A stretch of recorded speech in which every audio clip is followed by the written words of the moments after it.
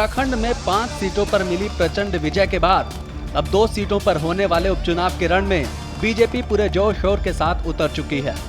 बद्रीनाथ और मंगलोर विधानसभा सीट पर होने वाले उपचुनाव में एक तरफ जहां विपक्ष पूरी ताकत झोंकने में लगा है, तो वहीं बीजेपी भी अपने पूरे दमखम के साथ उतर चुकी है। उत्तराखंड समेत देश के अलग अलग हिस्सों में पार्टी का प्रचार कर बीजेपी प्रत्याशियों को जीत दिलाने वाले सीएम धामी भी चुनाव प्रचार में जुट गए हैं और अब वो दोनों सीटों पर बीजेपी की बड़ी जीत का दावा भी कर रहे हैं। बद्रीनाथ विधानसभा सीट से बीजेपी ने राजेंद्र भंडारी को मैदान में उतारा है। बद्रीनाथ विधानसभा सीट पर राजेंद्र भंडारी की मजबूत सियासी पकड़ मानी जाती है।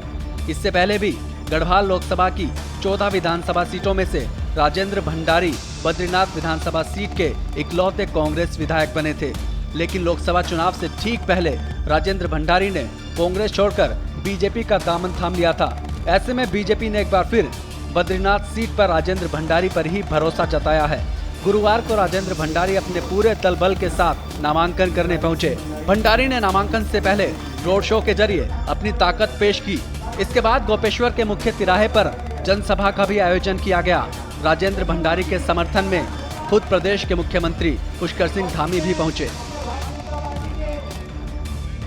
और राजेंद्र भंडारी जी यहाँ पे इस उपचुनाव में भारतीय जनता पार्टी के प्रत्याशी हैं और लंबे समय से क्षेत्र में काम करते रहे हैं। पहले जो महेंद्र भट्टी ने भी अपने समय में काफ़ी सारे काम यहाँ के आगे बढ़ाए हैं और उन सभी कामों को गति मिलेगी, तेज गति से बद्रीनाथ विधानसभा का विकास होगा। और यहाँ के सभी मतदाताओं से अपील करते हैं कि राजेंद्र भंडारी जी को जिताएं, भारतीय जनता पार्टी को जिताएं।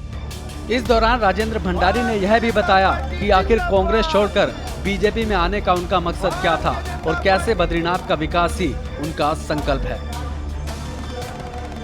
भारतीय जनता पार्टी का जो एजेंडा है वो विकास का एजेंडा है और विकास के आधार पर ही हम लोग वोट मांगते हैं। माननीय प्रधानमंत्री जी की नीतियों के अनुसार और उनका जो विजन है उसके अनुसार पूरे राष्ट्र को मजबूती की ओर ले जाना है, उसी परिप्रेक्ष्य में हम लोग भी काम कर रहे हैं। और दूसरे में ऐसा है कि सरकार हर स्तर पे काम कर रही है, चाहे दलित है, चाहे पिछड़े हैं, चाहे गरीब है, हर के लिए उत्थान के लिए काम कर रही है और हम लोग भी उस पर अपना काम करेंगे। बद्रीनाथ सीट से कमल के निशान पर राजेंद्र भंडारी मैदान में है।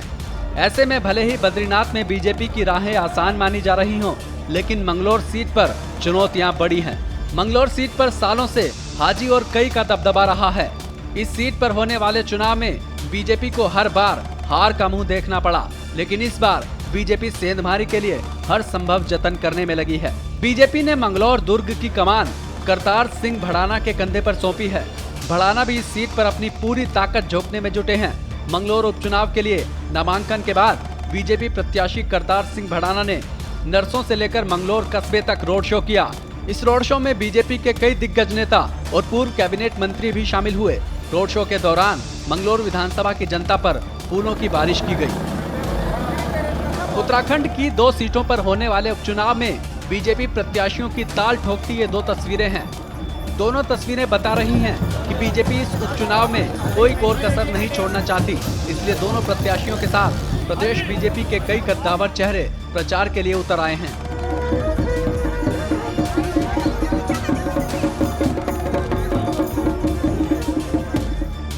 उत्तराखंड की 5 सीटों पर हुए लोकसभा चुनाव में धामी ने एक प्रत्याशी के लिए रोड शो किया था, चुनाव प्रचार किया और ताबड़तोड़ रैलियां की।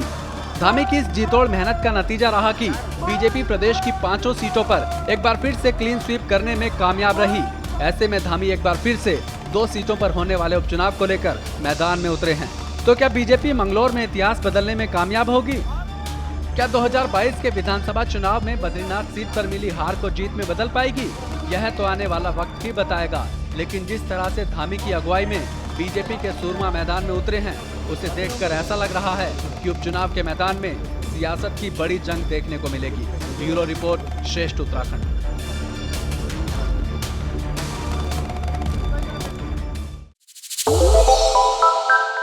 श्रेष्ठ उत्तराखंड पर खबरों से जुड़े रहने के लिए चैनल को सब्सक्राइब और लाइक करें, बेल आइकन दबाएं और देखते रहें श्रेष्ठ उत्तराखंड।